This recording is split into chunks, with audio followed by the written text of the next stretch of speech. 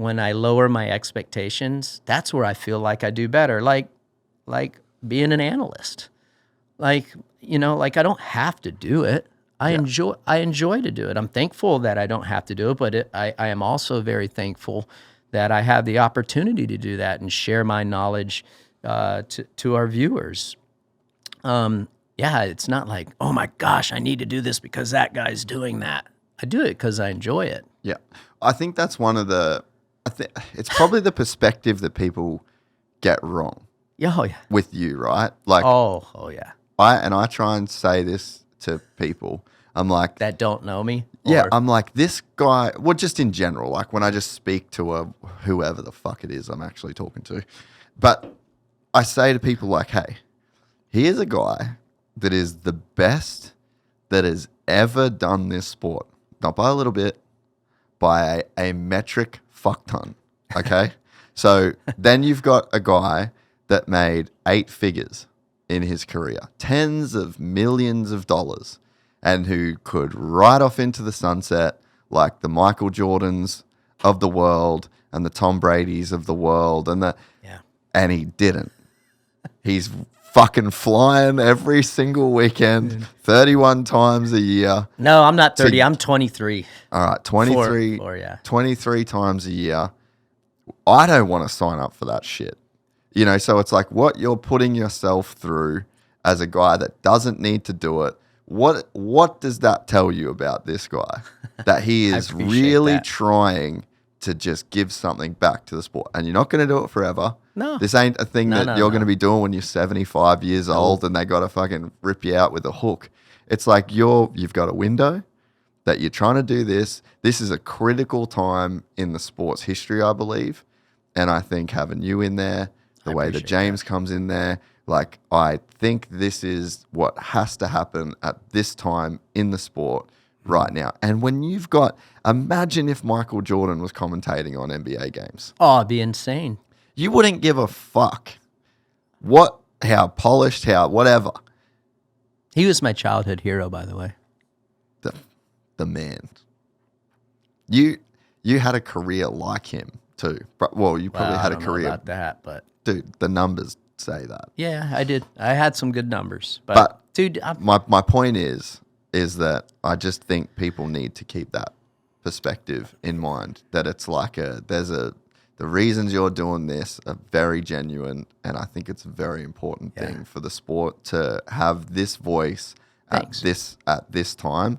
And I think there's like, dude, AC's coming up. Like, there's some great people coming up. And I think that you're the guy right now that should be in there doing it. Yeah, and definitely. You work really hard at it. Well, I do. I've had some. I appreciate that. It is frustrating. Like sometimes, like, dude, I don't. I don't have to. You're like, I don't need to. I enjoy to do it. Yeah, I enjoy to do it. And if my kids were young again, maybe it'd be different when they need more hands on. But dude, they're gonna be adults in March, and I feel like they've laid a great foundation for them and give them great opportunities to. Have something to look forward to when they go off to college and all that stuff. And it's like, I just don't want to sit around. And my wife is super supportive of it. She's like, dude, you don't want to just do nothing. Look how it makes you feel when you are in the off season, October to when January comes, you're looking for something to do. Like, go do it. Go do it and share that. And I'm like, I love how she's so supportive, and other people in my life are so supportive of it. I enjoy it. You know what I mean? And it hasn't gotten to a stage yet that it's a burden to me. And I do like it giving back for sure. And I think so many greats in so many sports are so done by the time they're done. Yeah. And they don't have the love for the sport. There's a chip on the shoulder. They're bitter. Something's happened in the sport where it's almost like they've given too much of themselves to the sport. And to look at you that has given everything and done all of the things that you've done, and you've still got the energy and the enthusiasm and the passion to do what you do. And just people don't understand how hard it is to even just do the flying schedule. It's a challenge. Diffie has helped me out. Lee Diffie has helped me out a ton on my my craft in the booth. He's a great mentor to whoever has come in to that booth. He has always been a massive help to people, whether it was me. This is even before we became good friends. I see him working with James. He's worked with James a little bit.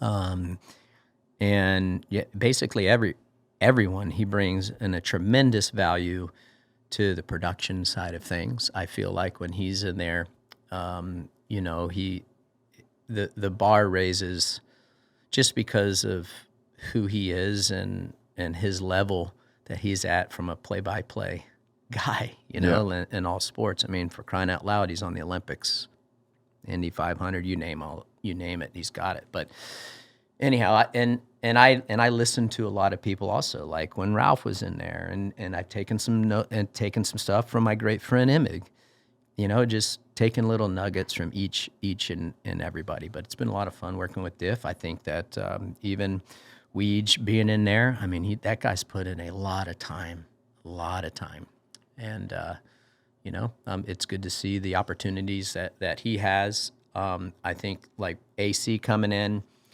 that I think he's going to do great. You know, I think he resonates with the fans, and I like the progression that he's going with the RDL stuff and learning everything on that side. I think is just going to help him down the road. And of course, James is so established, you know, and so he gives some great insight as well. Yeah, and I think it's just the sport's really growing, and I think it's really on a wave. And yeah, I just think it takes a really big group of people to kind of keep it going in that direction. I appreciate that. Yeah, it's good. And it's a challenge. Like rarely, like I'll be honest with you, I felt like I didn't perform well at A1. I'm just like, I get so fired up when I don't perform well. People come to me. What's not performing well? So like, that's a great question. So sometimes my energy, there's certain things that I like, okay, I need to nail this.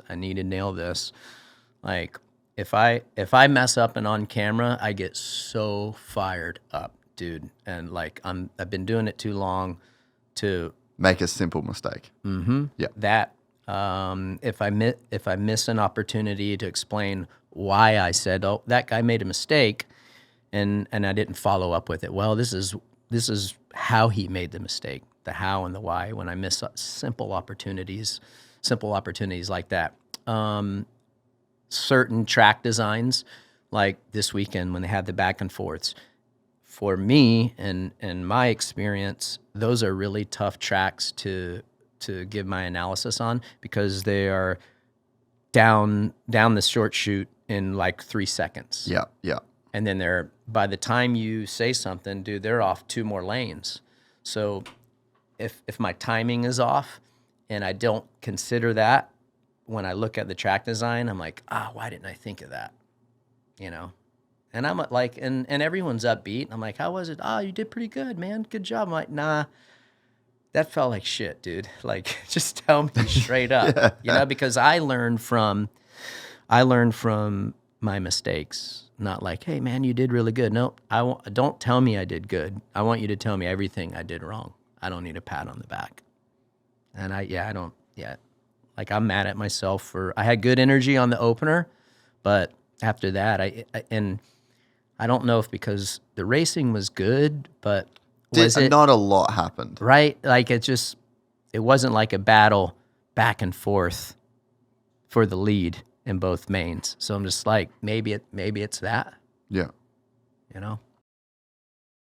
If you enjoyed this content, please like and subscribe. And to listen to the full 3-hour podcast, search Gypsy Tales in your favorite podcast platform or click the link in the description below. Gypsy Gang.